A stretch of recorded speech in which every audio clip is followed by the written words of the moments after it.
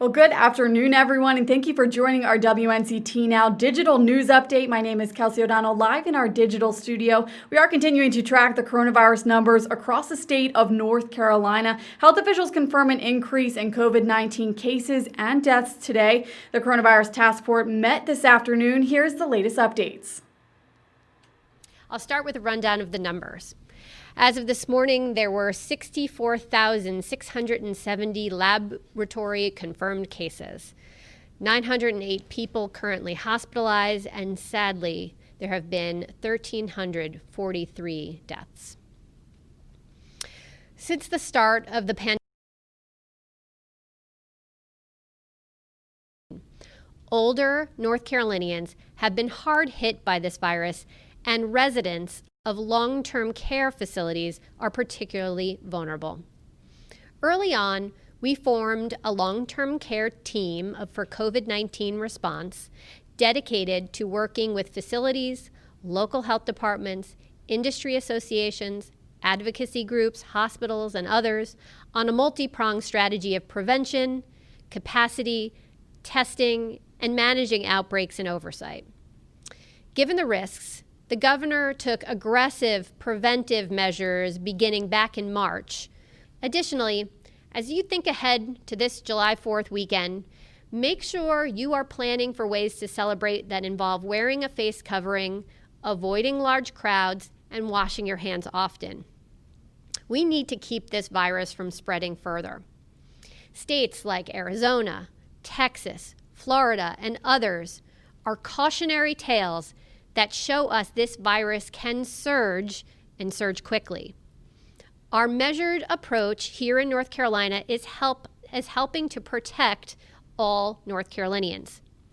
We don't want to go backwards, and we won't need to if we work together on the 3 W's: wear, wait, and wash. Now, again, that was Mandy Cohen, Secretary of the State's Health and Human Services. On a positive note, more than 45,000 patients have recovered from the virus across the state. Back here in the East, many counties are continuing to feel the impact. 1,468 people are infected in Duplin County. Lenoir County confirms 11 deaths and 363 cases. Meanwhile, Pitt, Craven, Onslow, Greene, Carteret, and Pamlico counties also announced new infections. Meanwhile, bar owners in North Carolina are sharing their frustrations after being closed with no income for several months. Over the weekend, several Raleigh bars opened despite the governor's executive order. They were forced to close. Now signs telling people to vote are displayed in the window at Plus Dueling Piano Bar in Glenwood South. The owner opened up on Friday night at 25% capacity. Tony Bassford was given a warning, then was told to close. He said he wasn't trying to get rich, only make enough money to pay the bar's rent this month. Your safety is extremely important to me personally and to us as bar owners. But that being said, we also don't want to lose our livelihoods. An attorney for some of the bars argues the establishments were in compliance by opening as private bars or private clubs. Now, North Carolina is launching its annual program to crack down on drunk driving during the holiday weekend. Operation Firecracker is aimed at sending the booze it and lose it message, meaning drunk drivers face arrests, fines, jail time, and loss of their license if they're caught. The campaign begins today and runs through July 5th. It's also asking people to share the hashtag KeysFreeNC in window chalk on their vehicles. That's to encourage others to leave their keys behind if they are going to be drinking. More information can be found on our website at WNCT.com. And remember, stay safe and don't drink and drive. Stay with us. We'll be back with more news just after this short break.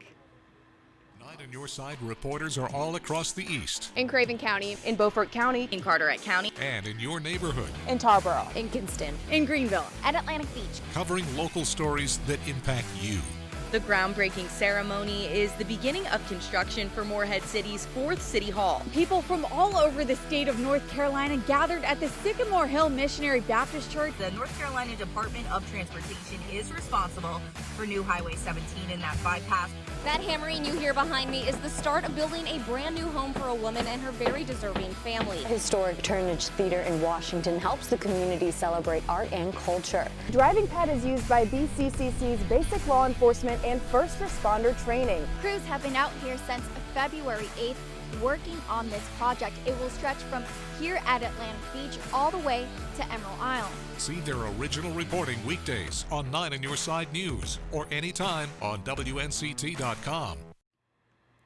And you can find all of this information and more on our website at WNCT.com. If you are just now joining us, welcome. My name is Kelsey O'Donnell, live from our digital studio, providing an update on news in between our newscasts. We are learning this afternoon that an investigator from the Pamlico County Sheriff's Office has been terminated.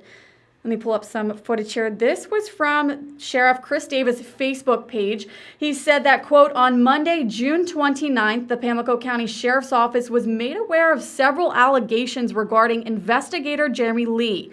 As a result of the investigation, Lee was terminated from the Pamlico County Sheriff's Office.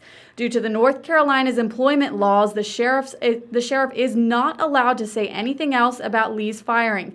However, we are working to gather more information currently on this release. Stay with 9 on Your Side for the latest updates on air and online. In other news, a search is still underway for a missing New Bern woman.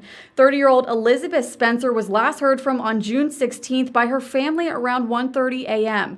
A search and recovery effort is currently underway on the Trent River in Pollocksville, looking for evidence tied to Spencer's disappearance.